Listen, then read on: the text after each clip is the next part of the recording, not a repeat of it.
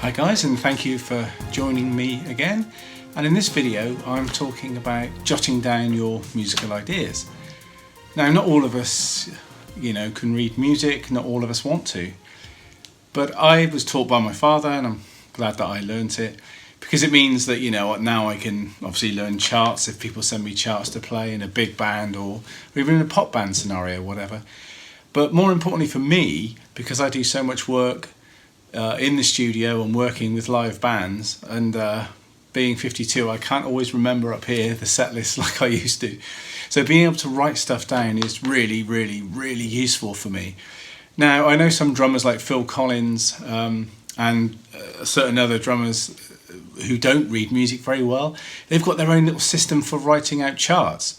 And famously, when he was doing his tribute to Buddy Rich many years ago at the Montreux Jazz Festival, and I think he actually toured it as well, he had a notepad with very weird stuff. It looked like alien writing on there.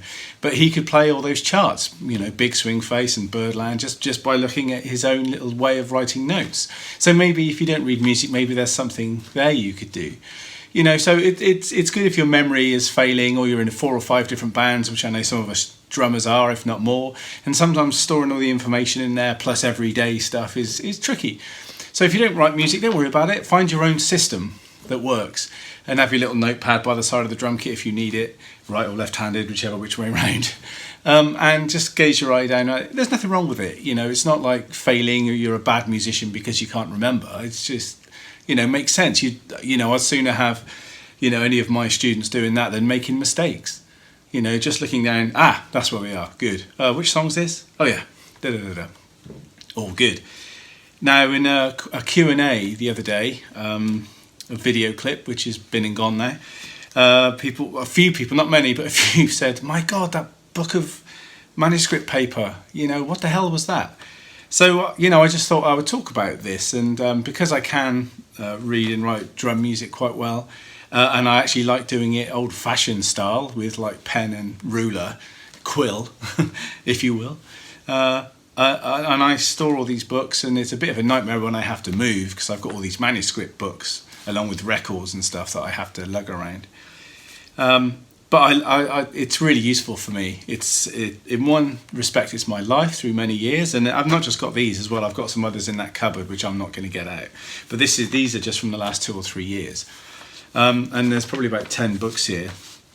And I use it because I could be sat here just watching TV, or on the laptop, listening to music or whatever, and I get an idea. And if I get a pen and the ruler, I can write it out, or sometimes I just freestyle write it out. It's a bit messy. I've got some of those here somewhere, and it's documented and it's there, rather than a moment coming and going and I just think, oh, that was a nice idea, what was it again?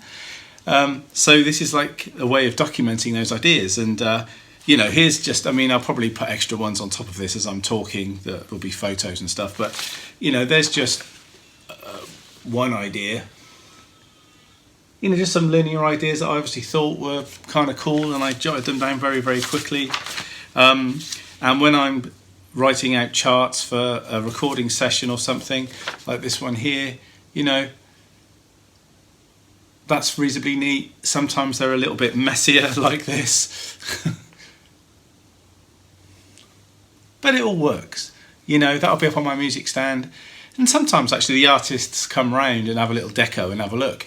I remember when I was doing the Simple Minds sessions, Jim Kerr actually came over to the music stand and he went, oh, you're like a proper musician, you're reading. And I said, well, don't be fooled by that. It's just, it's like an A to Z of the song. And he was like, oh, right, okay. I said, but I'm going to be playing off of that, it's only there as a guide for various things, so I know your chorus is coming and your verses and the stops, if there are any, and that kind of thing, and he was just a proper musician. So, but as I say, I tried to sweep that away as quickly as possible. But it's cool that he noticed it. And as I say, these books, I said in the Q&A about this stuff, when I first mentioned it, some of them are set lists. Like I pick up some of these and they're set lists for certain bands. I've got an old Susie Sue set list in here from years ago with Into a Swan and Israel and Face to Face and all those tunes. And I've got Jennifer Crook, that's a newer band, her set's in here. Little Men set is in here. Actually, the charts for those Simple Minds sessions are actually in here, though that was quite a few years ago, but they were around and they ended up in one of these books. But you know, if I just pick up what I've got, as I say, this is just like maybe 2 or 3 years worth of stuff, which is just accumulating, and I love it because I can just randomly pick stuff up and find what I was working on at a certain time, and sometimes I'll date them, sometimes I won't.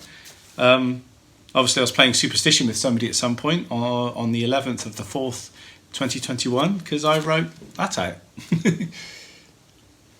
So, you know, it's an interesting little... Oh, and there's some Ian Pace stuff there. It's just a really good way for me for logging my ideas because, as I say, otherwise I'll forget them. But also, it's like... yes, the set list is good to come back to. Also good to see the recording sessions with people, that's good to come back to. But, you know, for me, it's when I'm sat there writing very quickly some ideas out and I'll just jot them out so I don't forget them, and then take the book with me to the next time I'm at the rehearsal room and I'll start playing some ideas. And yeah, there's a Spanish vibe there I just saw. And it's, as I say, it's just a really good way of me not forgetting. And I can pull from these ideas and play phrases and ideas, and boom, they're logged, they're there. And seeing the old brain isn't always, and the memory isn't holding as much stuff as it used to, then I can come to these as a point of reference, which as I say, which I really love. And when I'm going through it here, I'm pulling out loads of set lists at the moment, some bass drum exercises, more recording stuff, left-handed phrasing, jazz ride lines.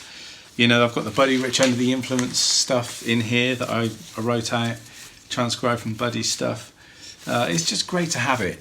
So, you know, I would recommend, you don't have to do something as manic as this, but finding a way of documenting what you do is a really good way of sussing how far you've come as well. And sometimes you'll hear licks on old demo tapes or whatever, think, oh, I don't play that anymore.